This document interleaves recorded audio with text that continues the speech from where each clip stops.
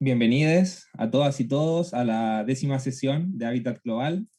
Mi nombre es Fernando Toro, académico del Instituto de la Vivienda y del Departamento de Urbanismo de la FAU, de la Universidad de Chile, y hoy tendré el honor de moderar esta sesión junto a Michael Janoschka, que nos acompaña desde Leipzig, Alemania. La sesión está pensada para durar 1 hora y está dividida en 2 bloques. Hay 30 minutos de exposición del invitado y 30 minutos de conversación.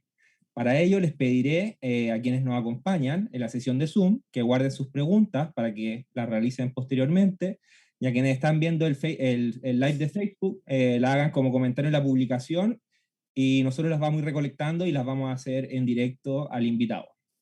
Michael es investigador y profesor del Instituto de Geografía de la Universidad de Leipzig, Alemania, y sus principales intereses de investigación hoy día son la financiarización de los mercados inmobiliarios, las transformaciones recientes de la ciudad neoliberal, especialmente la gentrificación, desplazamiento, desposesión, y los nuevos modos y alternativas de gobernanza urbana.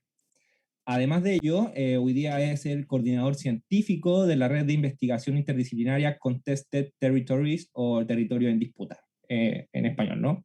Bueno, le agradecemos a Michael por acompañarnos, a Mijael por acompañarnos esta tarde, y le invitamos a comenzar su presentación. Gracias, Michael.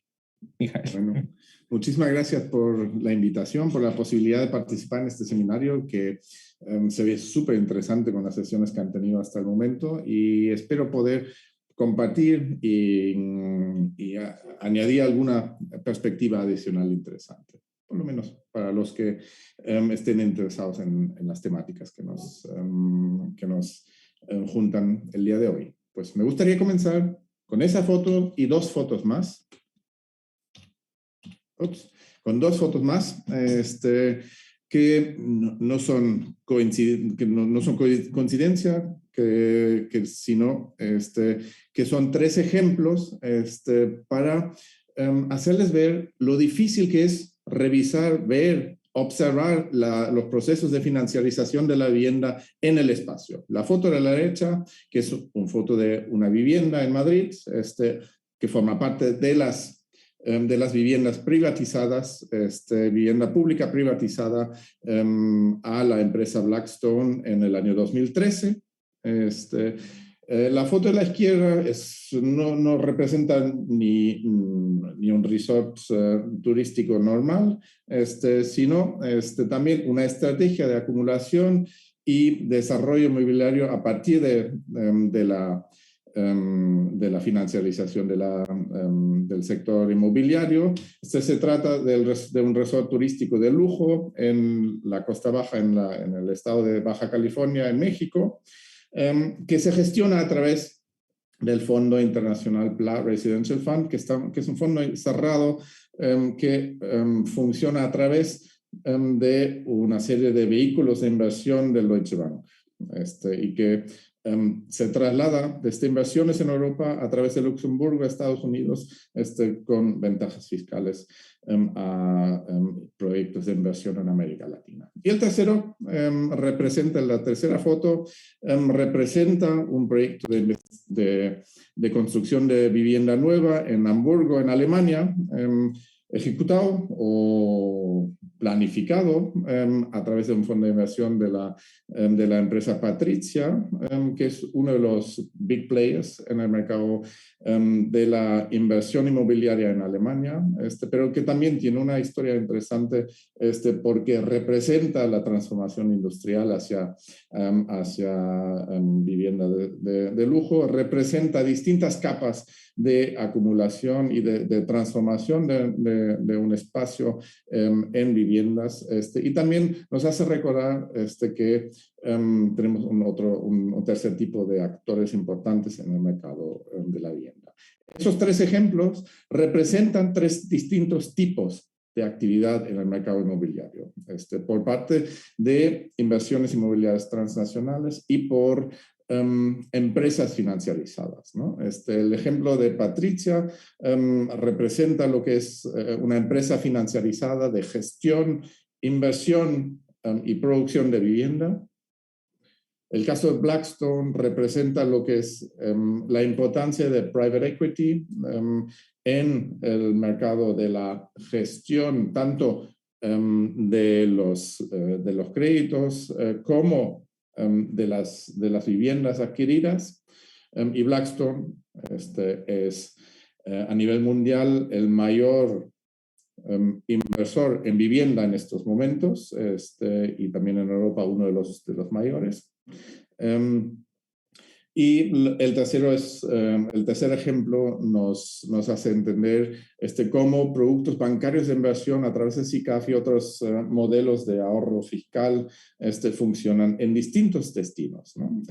Son ejemplos geográficamente dispersos, pero que tienen en común que en ninguno de ellos, a primera vista, viendo la foto, hubiéramos entendido que se trata directamente de un producto financiero global. Y eso es importante a tener en cuenta porque nos abarca en la búsqueda de explicaciones de la financiarización, toda una búsqueda por nuevas metodologías y nuevas aproximaciones, cómo entender mejor las lógicas de la financiarización de la vivienda. En ese sentido, pues mucho de lo que voy a conversar gira alrededor de ese término de financiarización de la vivienda que me es importante definir, discutir y destacar en esa presentación. Voy a discutir o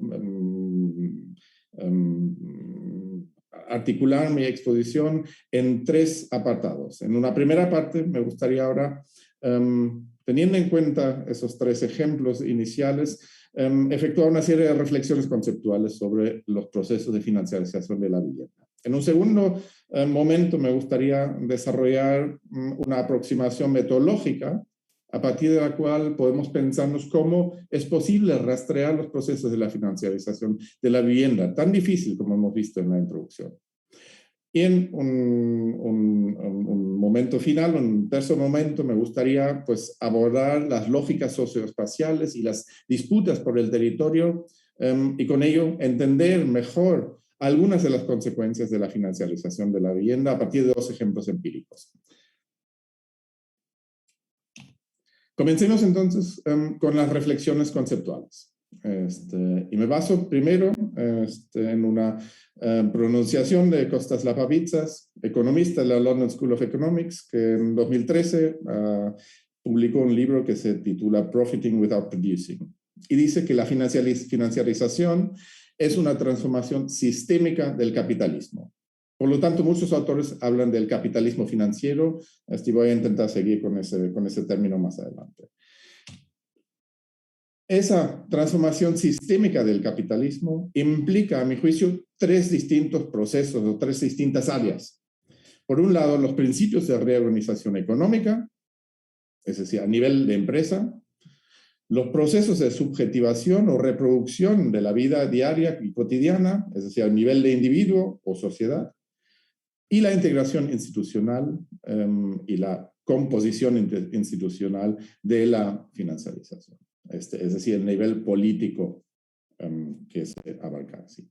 Y esos son los 3 aspectos que me gustaría profundizar en esas reflexiones conceptuales que voy a abordar. Si hablamos de los principios de reorganización económica del mercado de la vivienda, podemos ver y discutir que mediante la expansión de los mercados financieros hacia la vivienda, hemos podido observar una profunda transformación del modus operandi del sector inmobiliario y de la vivienda.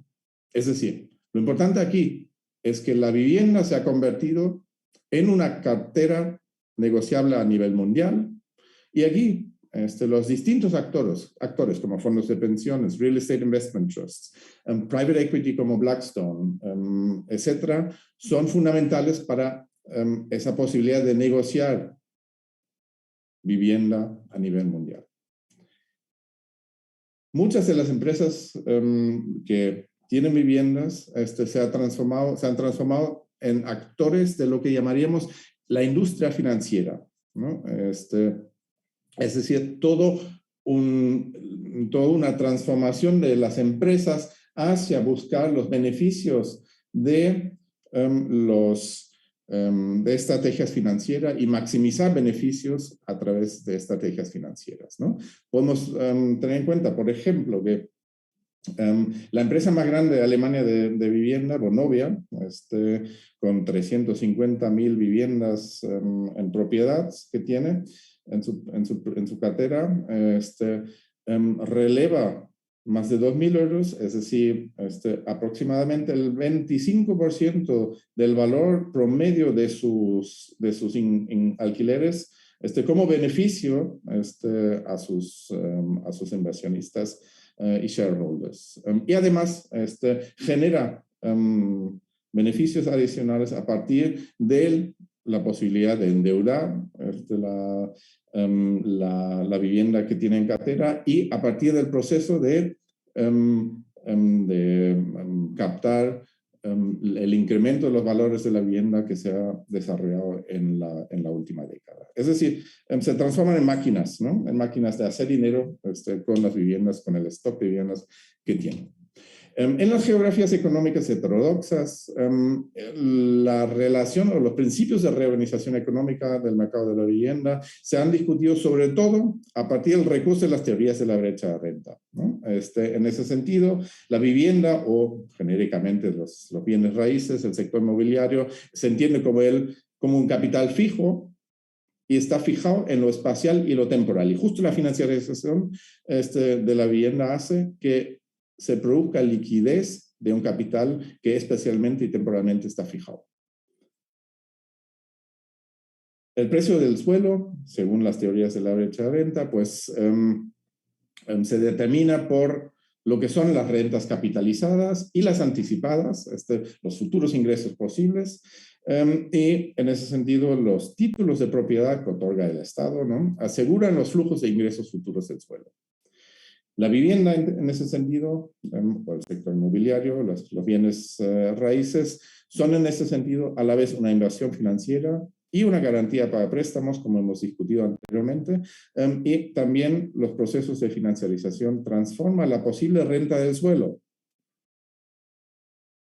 porque es posible utilizar lo que es la garantía del edificio y del suelo en los mercados financieros para generar mayores ingresos. El segundo aspecto que se discute en términos conceptuales gira alrededor de la biopolítica de la financiarización o la financiarización de la vida cotidiana. En ese sentido, es importante tener en cuenta que la financiarización no es un proceso automático, sino todo lo contrario. Es decir, podemos verla como una práctica consciente, ejecutada por actores específicos que tienen lógicas específicas detrás de la toma de decisiones de promover y avanzar la financiarización de la vivienda.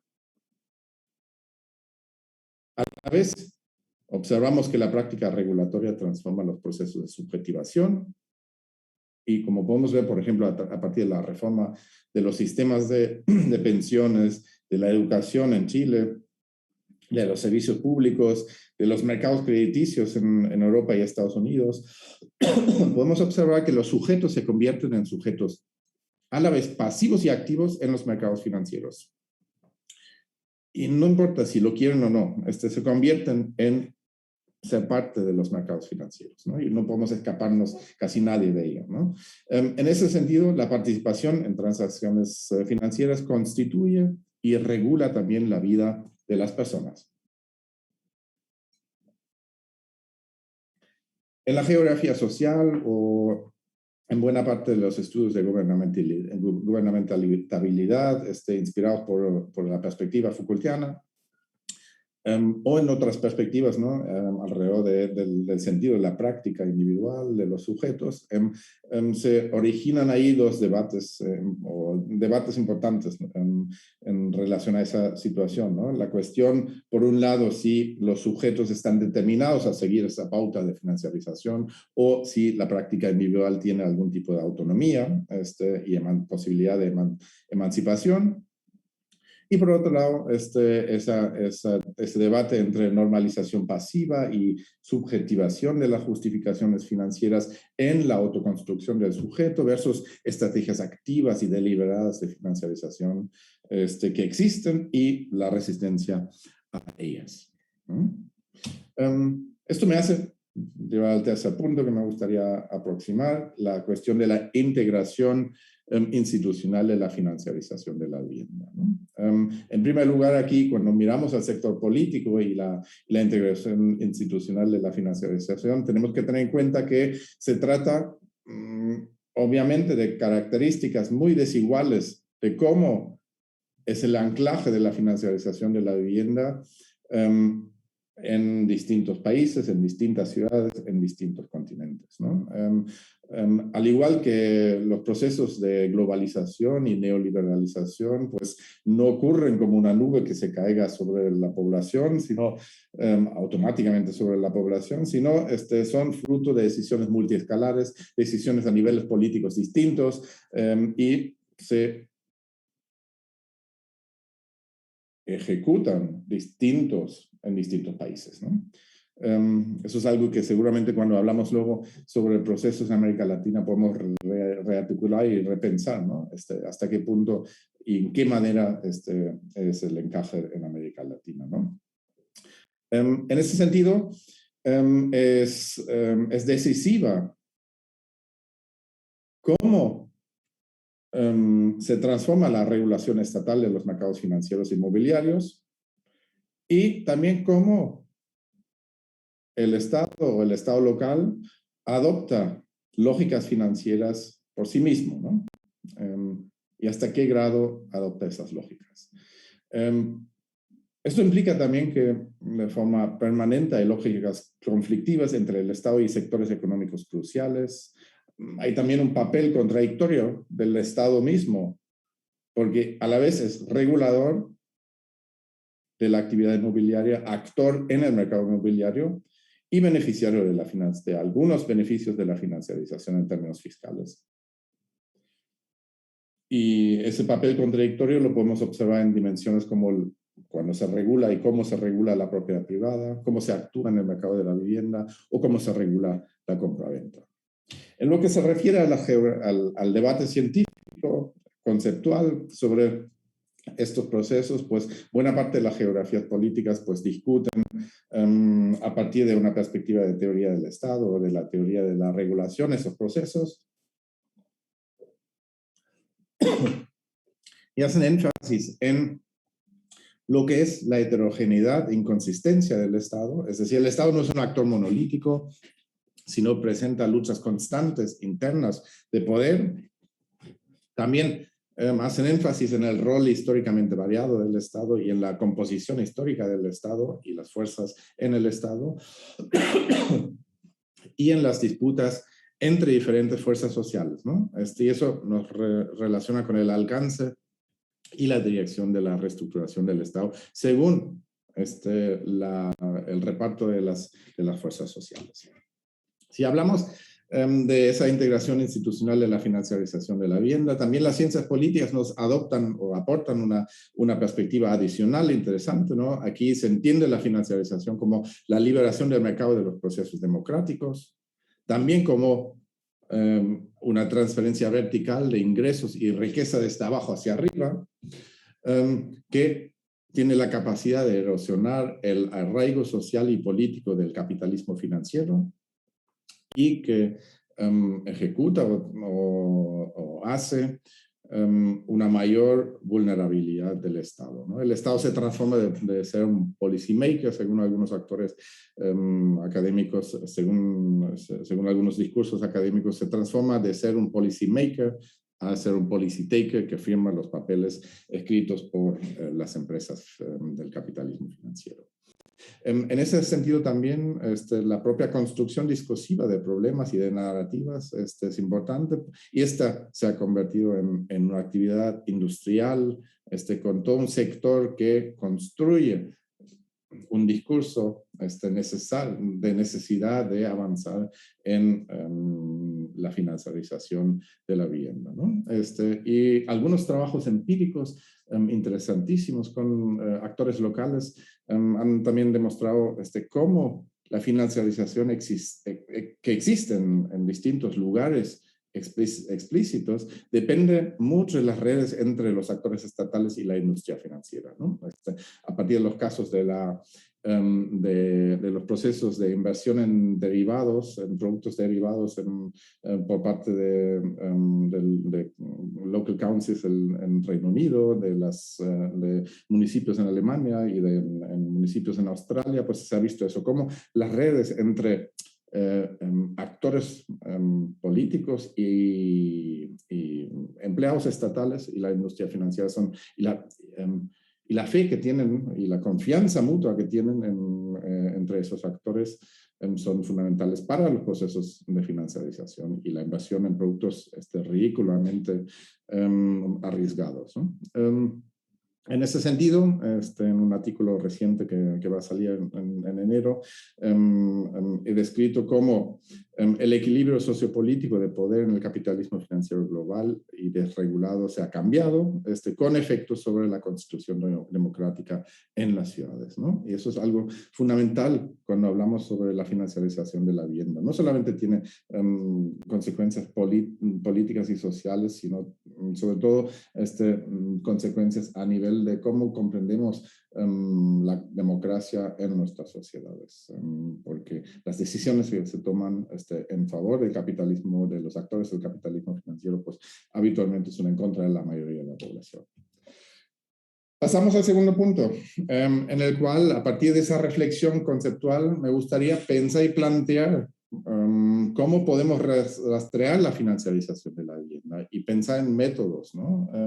Porque hay una serie de problemas cuando abordamos la financiarización como un trabajo empírico, ¿no? El primer problema es, lo digo en inglés aquí, ¿no? Private equity es private, ¿no? Se trata de actores privados que no tienen ninguna necesidad legal de presentar sus balanzas al público en muchos casos, y eso significa que no podemos reconstruir las estrategias ni siquiera, ¿no?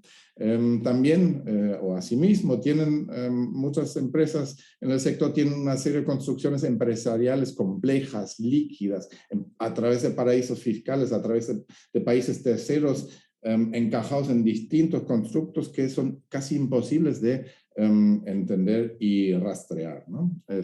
También las estadísticas en todo el sector inmobiliario sobre la inversión financiera y la financiarización son casi inexistentes. Muchos de los registros de propiedad son fuera del alcance de los investigadores. En Alemania, por ejemplo, está terminantemente, tajantemente prohibido acceder o intentar acceder. Bueno, no está prohibido intentar acceder, pero está prohibido conseguir la información sobre la propiedad, el registro de propiedad, y con eso es imposible reconstruir los procesos de financiarización. También en ese sentido la reconstrucción histórica del proceso de financiarización es muy, muy, muy difícil. Y también entrevistas con actores financieros son difíciles de lograr, ¿no? Y si pensamos por otra estrategia para acceder a estos actores, por ejemplo, eventos del sector inmobiliario, son extremadamente caros, ¿no? Se paga 5.000 euros de entrada en los salones privados de exhibición inmobiliaria para poder acceder al foro profesional, ¿no? Y muchos de ellos fueron cancelados por la COVID en los últimos años, ¿no? Es decir, tenemos una serie de problemas muy importantes cuando estamos abordando el intento de rastrear la financiarización de la vivienda. En ese sentido, también es difícil en el otro lado, ¿no? Que las consecuencias directas no son mensurables en términos cuantitativos y cualitativos, muy difícil verlas, observarlas en el espacio y rastrearlas como consecuencia directa. Y también la financiarización de la vida diaria es un proceso naturalizado, ¿no? Y eso significa que es verbalmente en entrevistas muy difícil de recuperar, de abordar. Pero también hay una serie de posibilidades, ¿no? Y algunas me gustaría presentarlas en lo que queda con los resultados que tenemos hasta el momento, ¿no? Por un lado, existe la posibilidad de reconstruir los procesos de financiarización de la vivienda, a través de prensa especializada, a través de informes anuales de empresas, a través, si pensamos en España, por ejemplo, de los Real Estate Investment Trusts, a través de la información que tienen que publicarse en la Bolsa de Valores, a partir de portales de alquiler o venta de inmuebles, si se rastrean sistemáticamente, a partir de datos censales, a partir de entrevistas con actores del sector, para lograr esa reconstrucción cuantitativa y cualitativa de estrategias empresariales. También creo, esa es la otra pata, a través de una colaboración activa con vecinos y vecinas, con asociaciones de apoyo mutuo, con acción directa, se puede lograr abordar y pensar la reconstrucción de consecuencias sociales de las estrategias empresariales. Y dos ejemplos me gustaría dar en lo que me queda de presentación. El ejemplo uno tiene que ver con esa investigación que hicimos hace algunos años y que fue publicada el año pasado en la revista European Urban and Regional Studies, sobre el desarrollo, cómo se originó el imperio Blackstone en España, ¿no? Y aquí, a partir de una serie de estrategias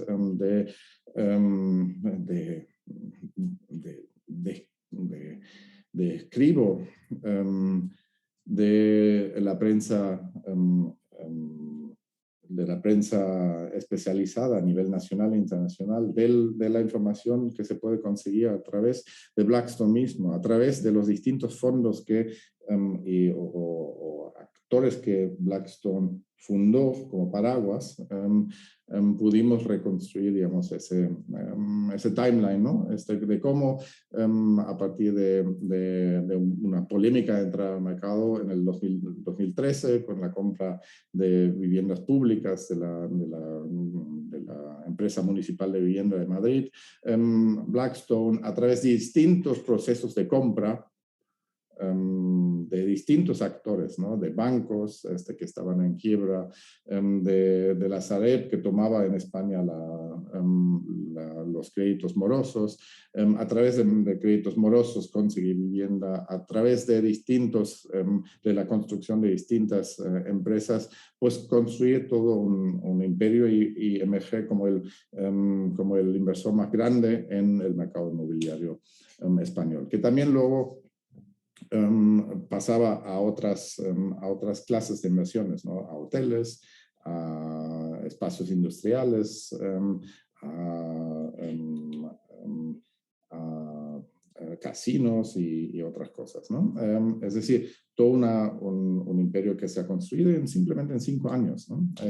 Y ahí trabajamos y elegimos esa privatización de la vivienda pública como ejemplo de estudio en profundidad para ver qué son las consecuencias sociales y cuáles son las lógicas socioespaciales y disputas que se originan, ¿no? Y esas viviendas públicas vendidas se concentraban todas en el distrito de Carabanchel, que es un distrito en el sur de Madrid de clases trabajadoras, que como vemos en ese mapa, que es un área un espacio que expandió en los años 90 y 2000 y donde, como vemos en los colores, 1.100 viviendas públicas se han vendido a Fidere, que es la sucursal de Blackstone en Madrid, y otro fondo que es Azora, ¿no? Y ahí intentamos ver qué es lo que pasaba, ¿no? Y uno de los aspectos interesantes es cómo Fidere, que tiene que publicar sus cuentas anuales en la bolsa,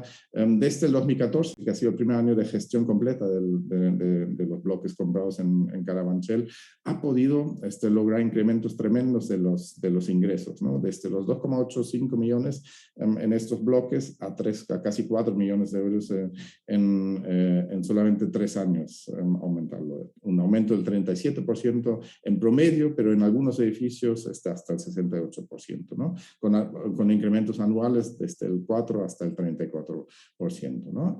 Y eso es impresionante, ¿no? Eso es impresionante en el sentido de que responde a lo que son las lógicas de Fidere, pero también a un sector de alquiler absolutamente liberalizado que permite que esto ocurra, ¿no? Y hemos estado viendo cómo, o hemos estado analizando cuáles han sido las estrategias de maximizar los alquileres o fomentar un desplazamiento de la población vulnerable, ¿no? Y ahí distinguimos 6 distintas dimensiones: el desplazamiento por abandono de edificios, infraestructura o espacios comunes, el desplazamiento por incremento de los costos de utilidades, es decir, de incluir, por ejemplo, el alquiler de garajes o de espacios de guardar cosas en el alquiler que antes no estaba integrado. Luego, el desplazamiento por incertidumbre contractual, es decir, gente que abandona el inmueble porque no se les renegocia o renueva el contrato y tienen miedo de ser expulsado en algún momento. Desplazamiento por atomización e individualización de los inquilinos, es decir, negociaciones individualizadas que rompen con la lógica de pensar que uno paga lo mismo por metro cuadrado que el vecino. 3 minutos. También un desalojo selectivo de vecinos no deseados, es decir, sobre todo los que políticamente estaban activos, y un reemplazo de inquilinos mediante la renegociación de contratos, ¿no? Esto vemos, digamos, cómo en el caso de Blackstone en España, digamos, ha podido una empresa, pues, lograr mayores beneficios después de la privatización. El segundo ejemplo, que en estos 5 minutos que me quedan voy a discutir, es un trabajo actual que estamos desarrollando aquí en Leipzig, en Alemania, que titulamos ¿A quién pertenece Connewitz? Connewitz es un barrio en el sur de la ciudad, políticamente muy activo, pero también un área donde hay mucha construcción nueva, mucha transformación del mercado inmobiliario y mucha expulsión de las clases de los residentes de menores ingresos. Esto responde a una tendencia que observamos en Leipzig como ciudad. Se han más que duplicado los precios de la vivienda en la última década, especialmente, eso es la línea azul, de viviendas que no estaban renovadas, que tienen el potencial de luego venderse o alquilarse con precios mayores cuando se hace una renovación. Aquí lo que intentamos es, por un lado, una reconstrucción de los procesos de financiarización cuantitativa. Luego, a través de una cartografía, intentamos profundizar en el rastreo de las consecuencias locales y luego, en colaboración con vecinos, intentamos reconstruir consecuencias sociales de las estrategias empresariales. Y eso me gustaría abordarlos cada uno de los 3 puntos ahora, ¿no? Esto es el trabajo que hicimos de rastrear la ciudad entera en su estructura del mercado de vivienda y ver las transformaciones que se han dado, ¿no? A través de prensa especializada con compraventas, a través del censo, a través de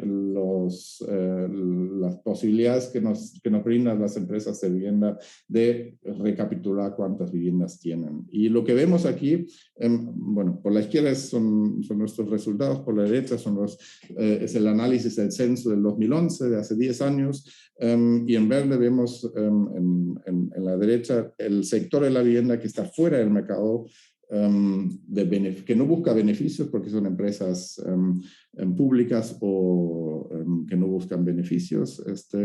Lo que es en gris, en la parte de arriba, son las empresas listadas en bolsa o private equity, con una participación muy pequeña, del 12-13% en total, y lo que es una gran categoría que son inversionistas o privados que no se especifican en los datos censales. Mediante nuestro análisis, que nos ha costado varios meses de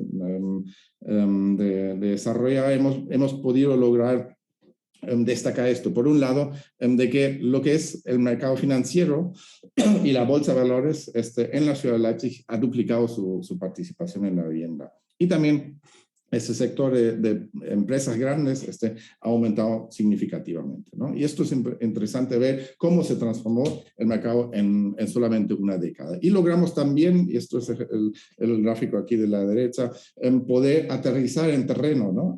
Poder ver distintos tipos de propiedades en vecindades concretas, ¿no? Y poder reflexionar sobre lo que significa en terreno la financiarización de la vivienda. Esto lo estamos en estos momentos abordando en Connewitz mediante una cartografía total de una calle con casi 400 edificios.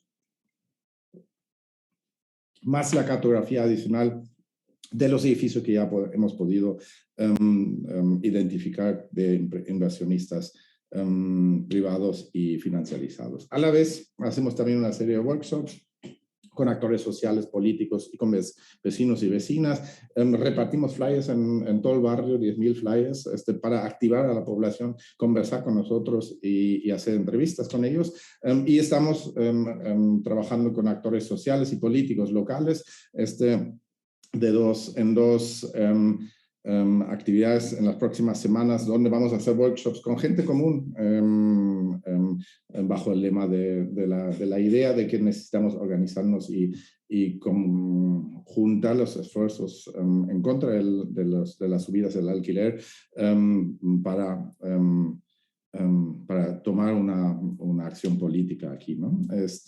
En ese ejemplo, estamos en el medio del trabajo, no voy a poder conversar todavía sobre los resultados, todo lo que podría conversar son más bien cosas nítidas que salen del trabajo empírico, de las entrevistas que hemos hecho, pero obviamente la gente está muy, muy preocupada con las transformaciones y los afectados de venta de edificios a inversiones, fondos de inversión, etcétera, son muy, muy severos de ver desde la primera mano. Pero no lo hemos sistematizado todavía, ¿no? Aún. Para resumir y terminar y entrar en el debate con ustedes, me gustaría hacer 3 puntos, ¿no? Es muy complejo el fenómeno y muy invisible el fenómeno de la financiarización de la vivienda, y eso es un problema. En segundo lugar, la aplicación habitual de métodos de investigación cualitativa y cuantitativa no logra capturar el fenómeno, ¿no? Es muy difícil hacer entrevistas o encuestas en ese sentido. Y en tercer lugar, es decir, en ese sentido tenemos que inventarnos nuestra caja de herramientas casi desde cero. Y finalmente, pues, creo que lo importante, sobre todo en el caso de Leipzig que estamos viendo en estos momentos, la reconstrucción cuantitativa y cualitativa de las estrategias de inversión es posible, y también la activación sociopolítica de la población es posible. Y eso es un punto de partida muy que me da mucha alegría, ¿no? Porque no son irrebatibles esos procesos, y la población puede tomar acción en contra de los procesos de financiarización de la vivienda. Bueno, muchísimas gracias. Espero que tengamos algo de tiempo para seguir discutiendo estos puntos que he mencionado. Muchísimas gracias por ese espacio. Muchas gracias, Mijael. Muy interesante los casos de estudio en Madrid y en Leipzig. El proceso de financiarización sin duda es un proceso global que está atacando tanto a las economías capitalistas centrales como a las capitalistas emergentes, como es el caso de Chile. Y bueno, invitar a todas las personas que nos están escuchando a que nos manden sus preguntas por el live de Facebook o en el chat de Zoom. Y para empezar la conversación, tal como te había adelantado antes, quería saber si puedes profundizar un poco más en el aspecto metodológico del artículo que publicaron acerca de Blackstone. Tal como mencioné en el artículo, la metodología estuvo de alguna forma dividida en varios métodos para lograr llegar a traquear cuáles eran las dinámicas detrás de Blackstone, ¿no? Para poder hacerse todo este poder habitacional, por así decirlo. Una de ellas fueron la entrevista, otra de ellas fueron focus group, observación, revisión de documentos, y la pregunta básicamente es si desde el inicio de la investigación ustedes la diseñaron así, o sea, se enfrentaron y hicieron los pasos tal y cual como lo predijeron, o se fueron encontrando con algunos límites, se abrieron puertas.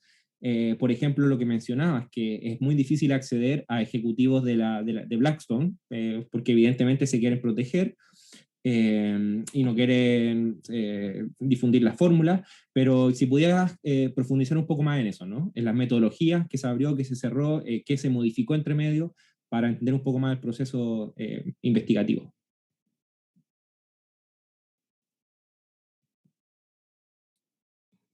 Bueno, gracias por la pregunta. Combino la respuesta a tu pregunta con esta investigación de Blackstone, con la que estamos llevando a cabo ahora, ¿no? Porque la que estamos llevando a cabo ahora es como pues, la consecuencia del aprendizaje de la investigación en Blackstone. Obviamente, tal cual uno suele hacer en trabajos cualitativos, en muchos momentos pues no sabe lo que le espera a lo largo del proceso de investigación, y así ha sido en el caso de Madrid, ¿no?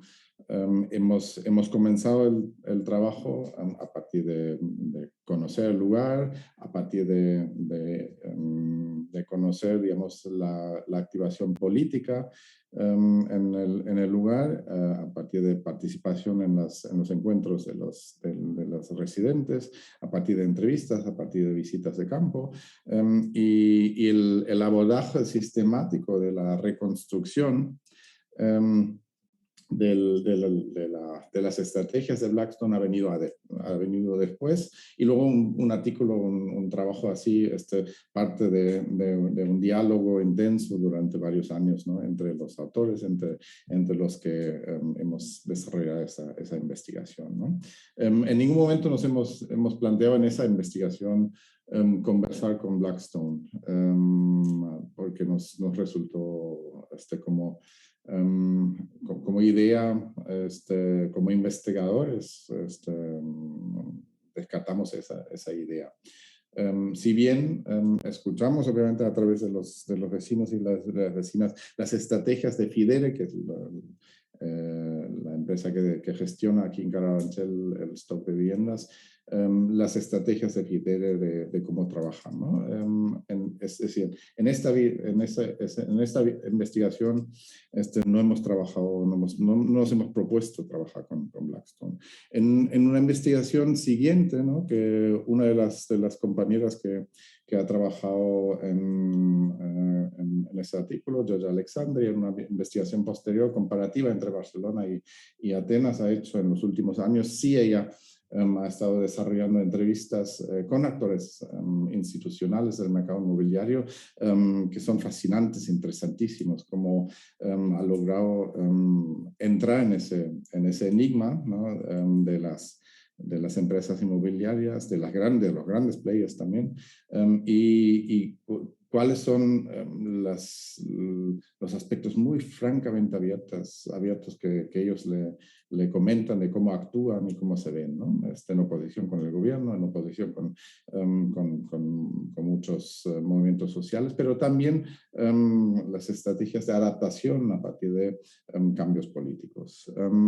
En otra investigación que otra de las autoras ha hecho, Sonia Vives, Miró, han estado trabajando mucho más con datos estadísticos a partir de la ejecución de hipotecas en España, ¿no? Que son datos que se pueden conseguir con mucho esfuerzo y que han logrado espacializar, y en ese sentido también ver el drama de los desahucios por las hipotecas y luego por el impago de alquileres a nivel más detallado, ¿no? Y lo que estamos haciendo aquí en Leipzig en estos momentos que acabo de comentar, ¿no? En esa exposición es explícitamente eso, ¿no? Mediante una aproximación desde la prensa especializada, de datos censales, de datos que podemos conseguir a través de plataformas de alquiler y venta de inmuebles, reconstruir primero a nivel de ciudad de forma global y luego a nivel de barrio, cómo y por dónde han sido las inversiones de actores transnacionales, con el fin de transparentarlos y en un siguiente paso, después de transparentarlos, cartografiarlos y conectarlos, tanto visualmente como políticamente, con las experiencias de la población, de las personas que habitan en esas viviendas, ¿no? Y eso es un proyecto pues, que estamos justo haciendo todo ese trabajo, pero donde partimos con esa experiencia que ya hemos hecho anteriormente y avanzamos, ¿no? en nuestra metodología. Espero que esto les ayuda, ¿no? a ver. Y recuerdo también en otros debates, ¿no? con colegas de que trabajan en temas de financiarización de la vivienda, ¿no? Todos estamos de acuerdo que necesitamos unas aproximaciones metodológicas que tenemos que inventarnos nosotros mismos para nuestra ciudad, para nuestro lugar, para nuestro país que estamos investigando, porque aquí la caja de métodos tal cual se nos enseñan en los estudios de metodologías de la investigación no es suficientemente afinada para estos procesos que estamos viendo. Gracias, Michael.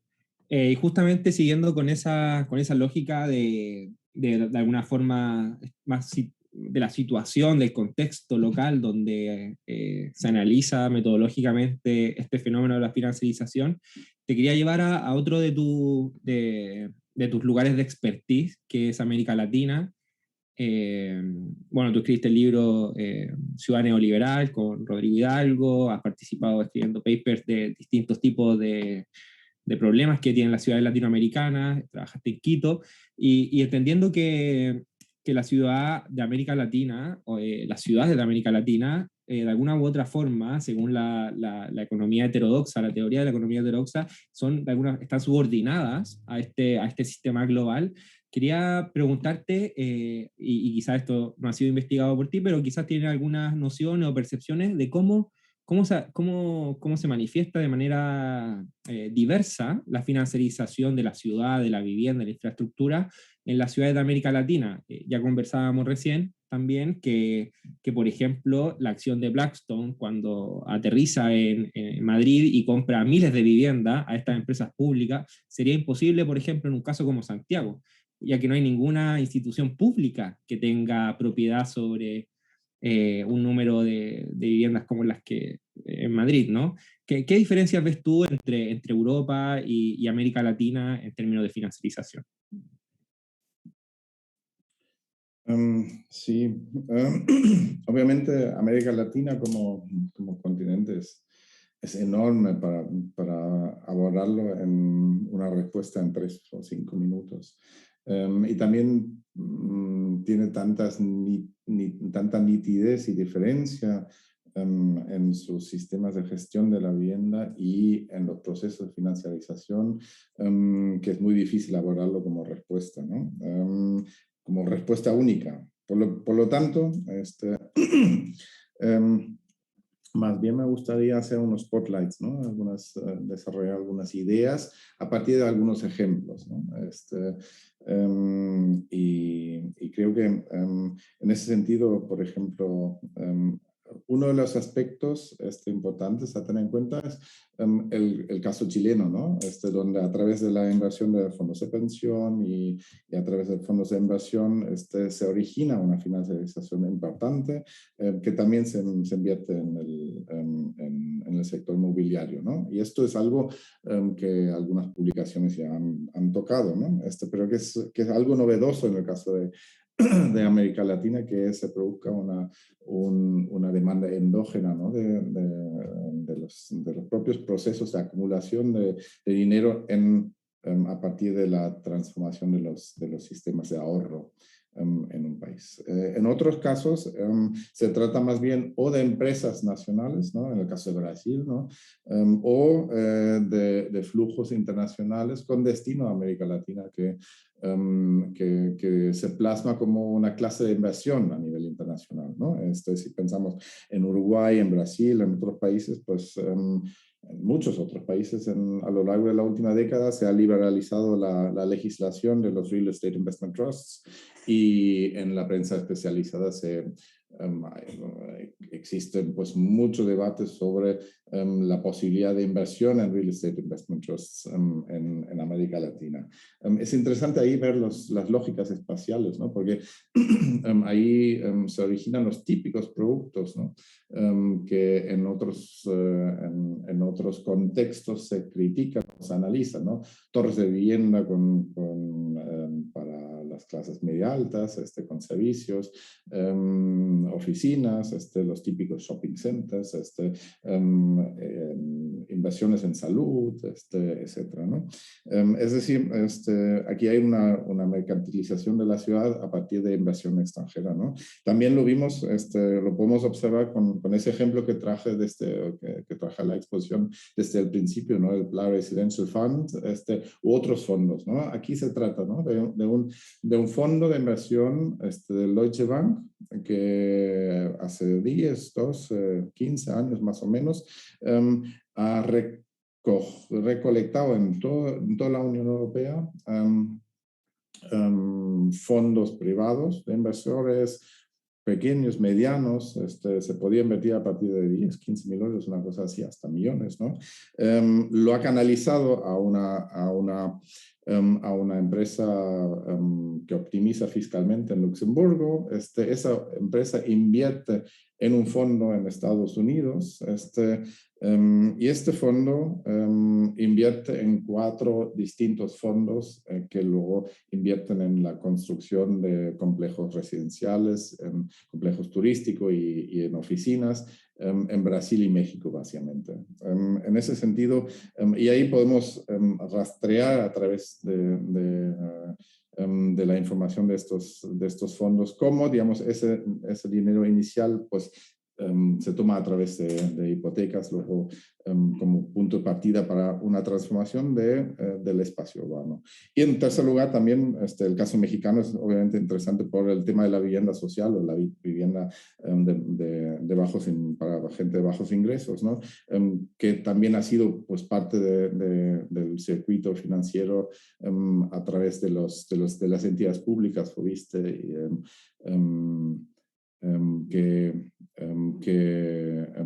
que vendieron las hipotecas en el mercado secundario para recapitalizarse y construir más viviendas, ¿no? Pero eso es un caso también que hemos ido abordando en otros contextos y en otras publicaciones. Es decir, sí, vemos vemos América Latina como un destino para una inversión financiera y unos procesos de financiarización, sin entrar en otros aspectos, ¿no? Que también otros colegas, Carlos de Matos, otros han estado destacando desde el narcotráfico y el lavado de dinero hasta los paraísos fiscales. En Panamá vemos una cantidad de rascacielos donde hasta Donald Trump ha invertido, por lo tanto es claro que hay un aspecto importantísimo de actividad semi o ilegal, ¿no? Detrás.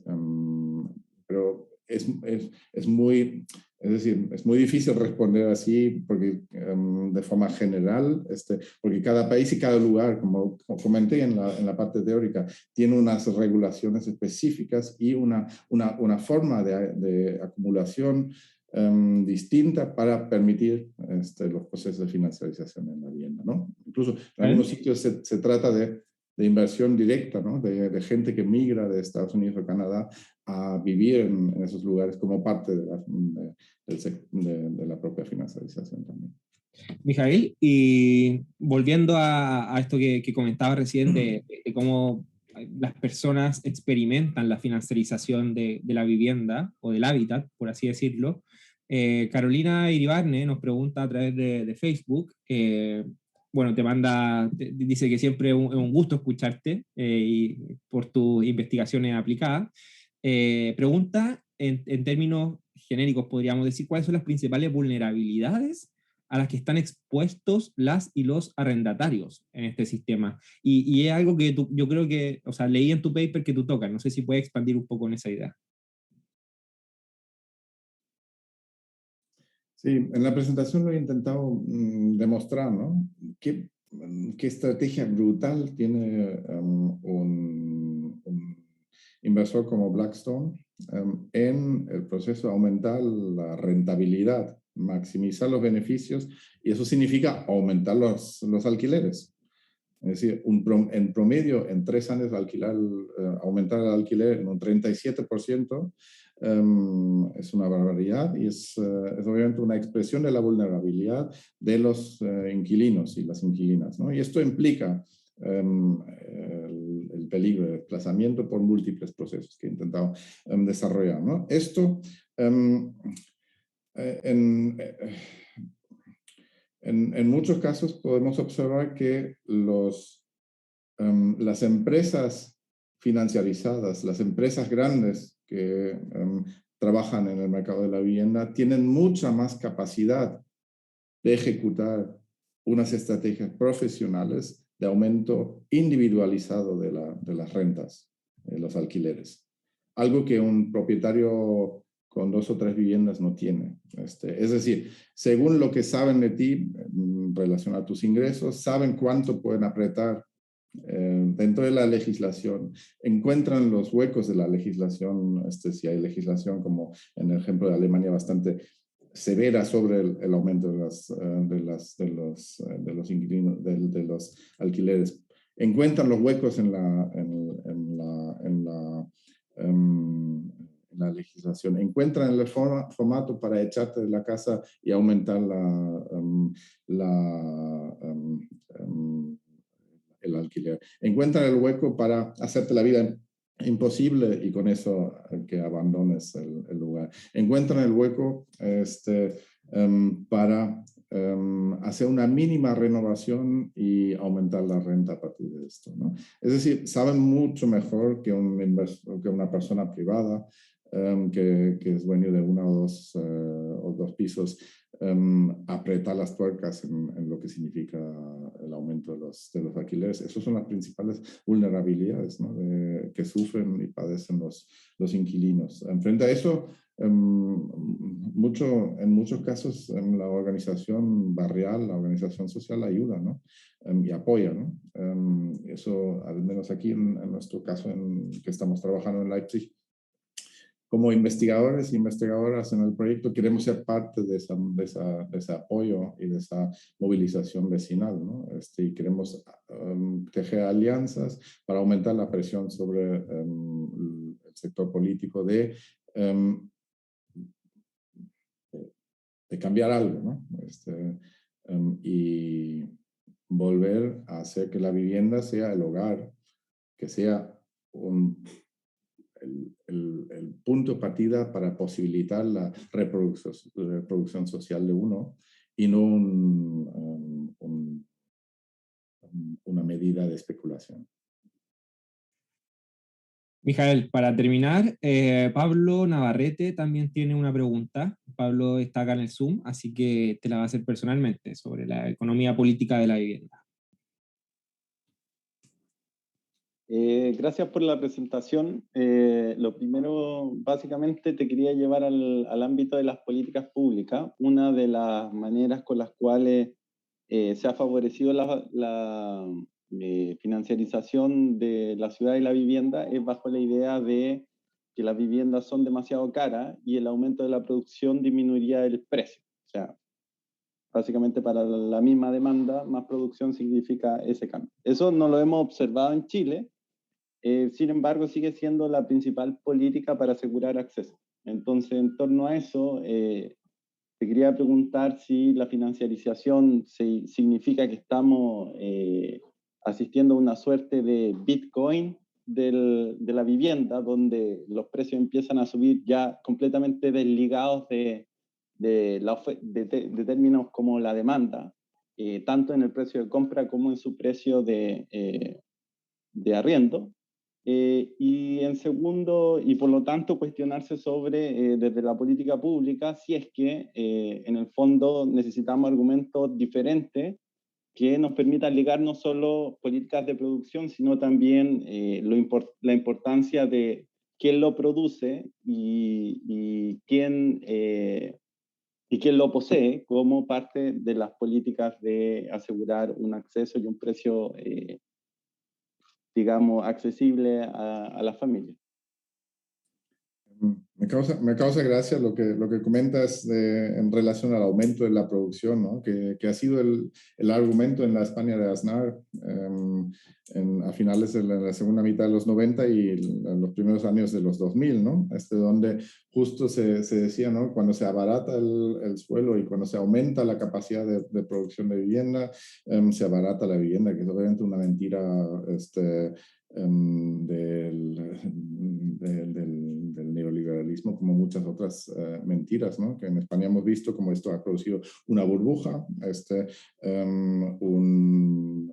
un sistema en el cual la gente perdía sus viviendas porque no podían pagar las hipotecas, y por otro lado cientos de miles de viviendas abandonadas, un eclipse de la economía porque se construía por mucho más de lo que era la demanda al final. Es decir, y los precios no bajaban en aquel momento, ¿no? Es decir, estos son simplemente ciclos especulativos con capital internacional que entra o capital nacional que busca una forma de revertir la tasa de ganancia más baja en otros sectores, y la vivienda promete mucho en eso. Por eso es exactamente la regulación del sector de la vivienda es tan importante, ¿no? Porque necesitamos reducir, reescribir el poder de las empresas inmobiliarias desde las políticas públicas, ¿no?